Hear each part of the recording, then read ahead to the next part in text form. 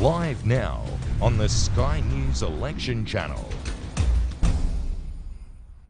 Turnbull coalition government delivering our national economic plan for jobs and growth, continuing to secure the successful transition in our economy to a stronger, more diversified economy, or, on the other hand, the chaos and dysfunction that would come with the election of a Bill Shorten-led Labour-Green independent alliance, which would deliver bigger deficits, higher taxes, weaker growth, fewer jobs, and weaker borders.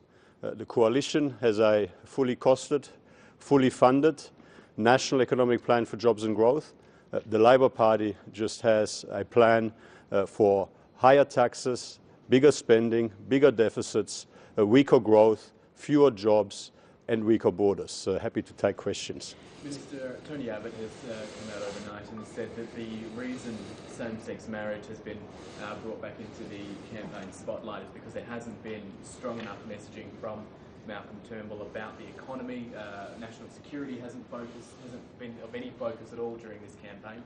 How harmful are those sort of comments this close to polling day? The most important issue for the Australian people in this election is who has got the better plan for our economy, who has got the better plan for jobs and growth. And the coalition in this election, every single plan has been, every single day, has been setting out our plan for jobs and growth. Every single day we have been explaining how we would build on the progress that we have made over the last 3 years by a strong focus on innovation, boosting investment in startups, by a strong focus through our defence industry plan on supporting local high-end manufacturing, by a strong focus on continuing to roll out export trade deals to help our exporting businesses be more successful in exporting products and services, Australian products and services, into key markets overseas.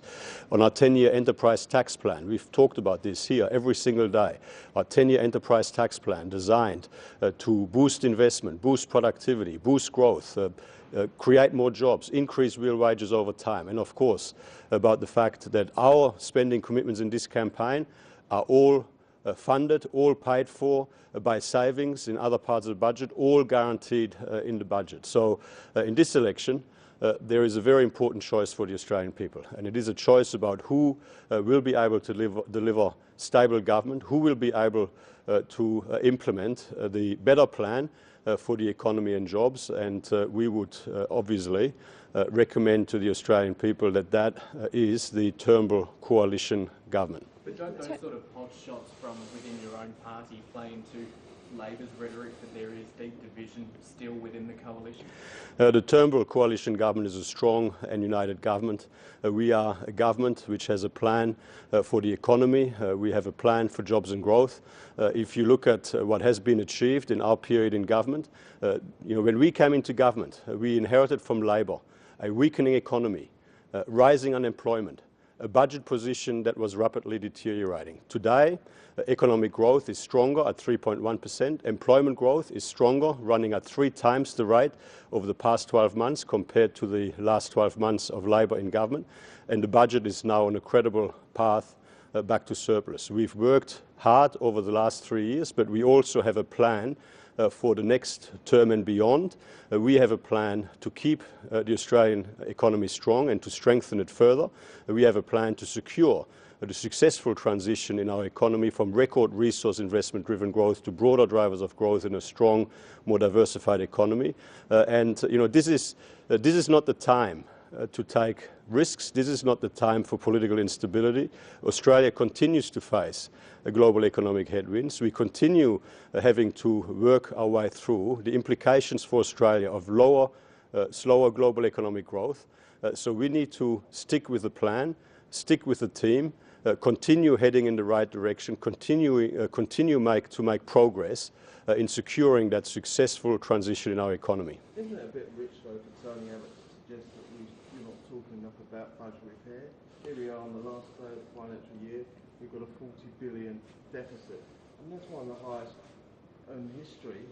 What have you done in the last 3 years? Well, if you look at the progress that we've made in the last 3 years, I've just pointed to it. When we came into government, we inherited a weakening economy. The economy is now stronger. We inherited a rising unemployment. Employment growth is now stronger, and the unemployment rate at 5.7% is well below what had previously been anticipated. And the budget is now on a credible path back to surplus. The decisions that we've made over the last 3 years are there for all to see. The policy decisions of the government have, of course, put the budget on a stronger foundation for the future. Australia has continued to face global economic headwinds over the last 3 years. Australia has had to deal with the implications of slower global economic growth. We've had to deal with the impact of lower global prices for our key commodity exports, and we have performed, as an Australian economy, we've performed rather well.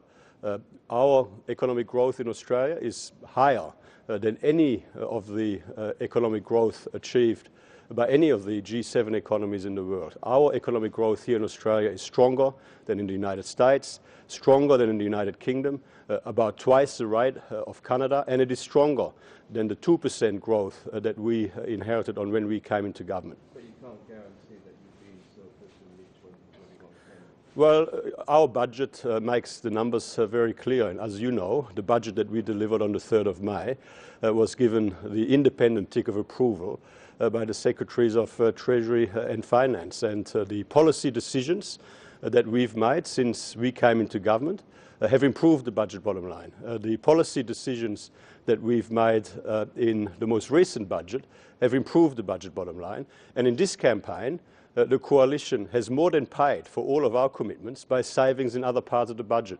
Compare that with the Labor Party. The Labor Party, by their own admission, would deliver deficits $16.5 billion larger than the numbers reflected in the pre-election economic and fiscal outlook. The difference between Labor and the coalition, according to their costings and our costings, is that under Labor, deficits would be $17.6 billion larger. And that is after more than $100 billion in higher taxes under Labor, which would hurt investment, be bad for the economy, and cost jobs. So the coalition has a plan for the economy, we have a plan for jobs and growth, and our commitments are fully costed, fully funded, and guaranteed within the budget.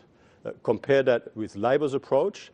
Labor's unfunded promises will push up the size of the deficit, and that is after more than $100 billion worth of additional taxes under Labor, which would be bad for the economy, bad for jobs and growth. Minister, more than 1.8 million people have already cast their votes at pre-polling centres.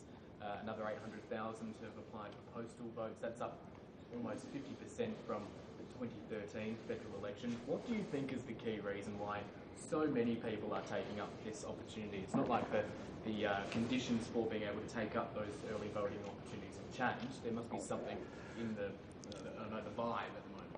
Well, I mean, look, this is an election that is on the 2nd of July. Obviously, most people will be voting on the 2nd of July. And the choice for people voting on the 2nd of July or the choice for people voting now is the same. It is a choice between either a continuation of a stable government, implementing our plan for jobs and growth, implementing our plan to successfully secure the transition in our economy to a stronger, more diversified economy, or the chaos and dysfunction that would come with the election of a Bill Shorten-led Labor Green independent government, which by their own admission would deliver bigger deficits, by their own admission would deliver higher taxes, which both would hurt economic growth, which would be bad for jobs. I mean, Labor's admission that they would increase the size of the deficit by $16.5 billion compared to the numbers in the pre-election economic and fiscal outlook has been described by respected economists as a threat to our AAA credit rating. Imposing more than $100 billion in additional taxes on our economy clearly would be bad for investment, would be bad for growth, would be bad for jobs. And Australia right now, as we continue to face global economic headwinds, does not need the damage that Labor's bigger deficits and Labor's higher taxes would cause our economy and jobs. Tony Abbott says Australians would feel ripped off if they don't get a same-sex marriage plebiscite. How do you think Australians will feel voting in a plebiscite knowing that MPs aren't bound by the result? Do you think they'd feel ripped off? Well, you know, our position on this is very clear. If we're successful on the 2nd of July, there will be a plebiscite to settle the issue in relation to same-sex marriage once and for all, and the Australian Parliament will respect whatever decision is made at the plebiscite by the Australian people. Thank you.